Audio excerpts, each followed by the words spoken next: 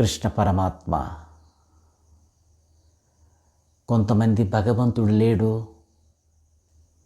నాకు ఈ కష్టాలు వచ్చాయి, బ్రహ్మ రాశాడు నా నుదుటి మీద రాత, గత జన్మములో నేను పుణ్యాత్ముడు, ఈ జన్మములో 10 మందికి నేను సేవ చేస్తున్నాను, 10 మందికి నేను భిక్ష పెడుతున్నాను, అటువంటి ఆలోచన మాట్లాడుతుంటారు.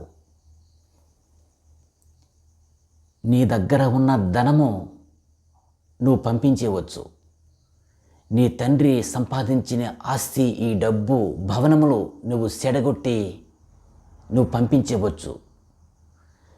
నీ దగ్గర ఉన్న ఆస్తి ప్రతి ఒక్కటి కూడా నష్టమైపోవచ్చు, కానీ నువ్వు చేసుకున్న కర్మ మట్టుకి ఎక్కడికి నువ్వు వదిలిపెట్టలేవు, నీ దగ్గరే ఉంటుంది. నీ తల బాగులేదంటే ఒక డాక్టర్ కావాలి, నీ కళ్ళు బాగులేవంటే ఒక డాక్టర్ కావాలి, నీ దంతాలు బాగులేవంటే ఒక డాక్టర్ కావాలి, నీ చెయ్యి బాగోలేదంటే ఒక డాక్టర్ కావాలి, నీ గుండె బాగోలేదంటే ఒక డాక్టర్ కావాలి. ఇవన్నిటికీ తయారు చేసిన వ్యక్తి ఒక్కడున్నాడు, పరమాత్ముడు. ఇవన్నీ తయారు చేసేవాడు ఆ పరమాత్ముడు. ఇన్ని నవయములకి ఇందరు డాక్టర్లు కావాలని నువ్వు డబ్బు ఖర్చు పెడుతున్నావు.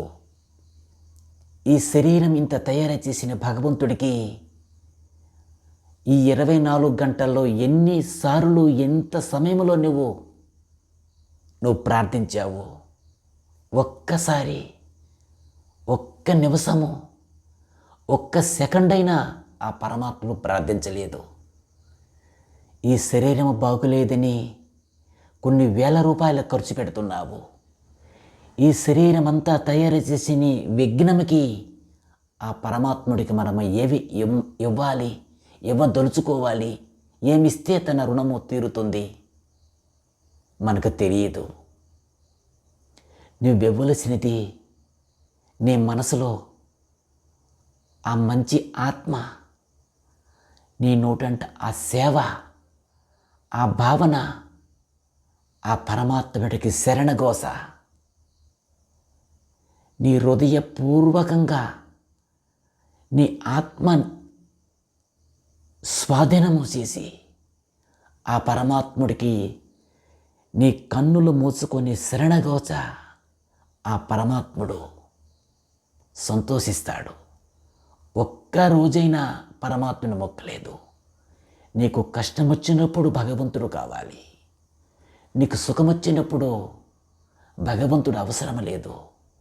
హరే రామ హరే కృష్ణ నా నోటంట మాట అన్నాను, సార్ట్ కోటలో వెళ్ళిపోయావు. కానీ నీ కష్టం వచ్చినప్పుడు ఆ మందిరంలో తల, కాలు, చేతులు కొట్టుకొని ప్రార్థిస్తావు. అంటే సుఖం వచ్చినప్పుడు దేవుడు మనకు అవసరం లేదు, కష్టం వచ్చినప్పుడు మనకు అవసరము. ఎందుకో కష్టంలో ఉన్నాము, పరమాత్ముడే మనకి ఆ హృదయము, మనస్సు, బుద్ధి, ఆలోచన బాగు చేస్తాడని తెలుసు. కానీ నీ శరీరం రేపు ఒక అగ్గిలో కాలిపోతుంది, ఈ శరీరం బూడిదైపోతుంది. నీ ఆత్మ పరమాత్ముడి దగ్గరికి మరొక జన్మానికి అది వెళ్ళిపోతుంది. ఈ వేసుకున్న వస్త్రాలు చెరిగిపోతే మనము బయటికి పారివేసినట్లు మళ్ళీ కొత్త వస్త్రం వేసుకున్నట్లు మన ఆత్మ ఇంకా కొత్త శరీరంకి దర్శించుకుంటుంది.